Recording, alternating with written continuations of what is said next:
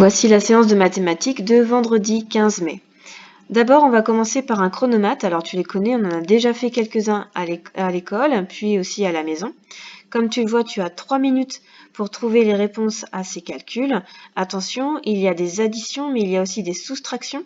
Et puis, il y a aussi des additions à trop. Ça veut dire qu'il faut trouver ce qu'on doit rajouter pour arriver au résultat qu'on te demande. Donc, attention, on ne te demande pas de faire 12 plus 13. On te demande de faire 12 plus quoi égale 13. D'accord? Tu auras 3 minutes. Tu n'écris pas les calculs ni sur ta feuille ni sur ton ardoise, tu n'écris que le résultat. Ok? Attention, c'est parti, 3 minutes.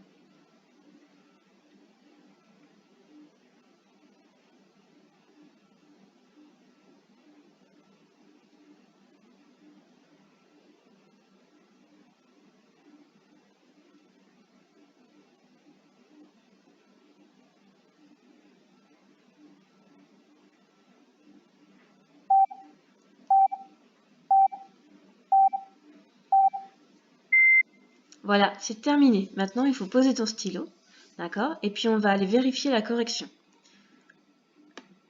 Voilà la correction. Donc, tu fais pause, tu prends bien le temps de regarder les résultats et de vérifier si tu as bon, d'accord? Et ensuite, tu peux noter ton score sur 20, combien tu as de bonnes réponses. Et tu peux m'envoyer ton score si tu souhaites.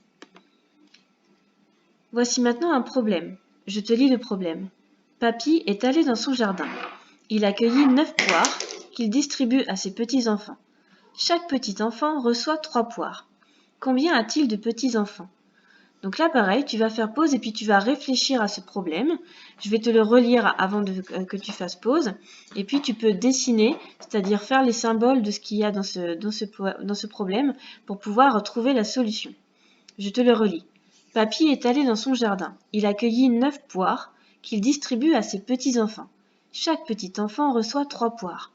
Combien a-t-il de petits-enfants? Bien, maintenant tu fais pause et tu réfléchis pour trouver la solution à cette question. Alors, maintenant que tu as réfléchi, on va corriger ensemble. Nous, on sait que Papy est allé dans son jardin, qu'il a cueilli 9 poires, qu'il va distribuer à ses petits-enfants. On sait qu'il a distribué à chaque petit-enfant 3 poires. Donc on va aller prendre 9 poires. Est-ce qu'on va dessiner 9 poires? Non. On va les matérialiser par des ronds, c'est beaucoup plus simple. D'accord? Il a 9 poires. 1, 2, 3, 4, 5, 6, 7, 8 et 9. Voilà les 9 poires. On sait ensuite que chaque petit enfant reçoit 3 poires. Alors pour matérialiser ce que chaque enfant va recevoir, on va aller entourer 3 poires à chaque fois. 1, 2, 3 poires pour le premier petit enfant. 1, 2, 3 poires, ça fait un deuxième petit enfant. 1, 2, 3 poires, ça fait un troisième petit enfant. Alors combien a-t-il de petits enfants? Il en a 3.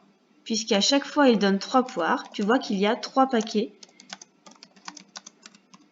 de 3 poires. En fait, ce qu'on vient de faire ici, c'est une division. Nous avons partagé les poires en paquets de 3. D'accord? Et donc, on a divisé toutes les poires en 3 paquets. Et on a vu que 9 poires divisées par des paquets de 3, ça faisait 3 petits-enfants. Donc, il a 3 petits-enfants. Dernier exercice pour aujourd'hui. Voici des calculs posés. Donc, comme tout à l'heure pour le chronomètre ou pour le problème, tu fais pause. Tu poses les calculs sur une ardoise ou sur ton cahier ou sur une feuille.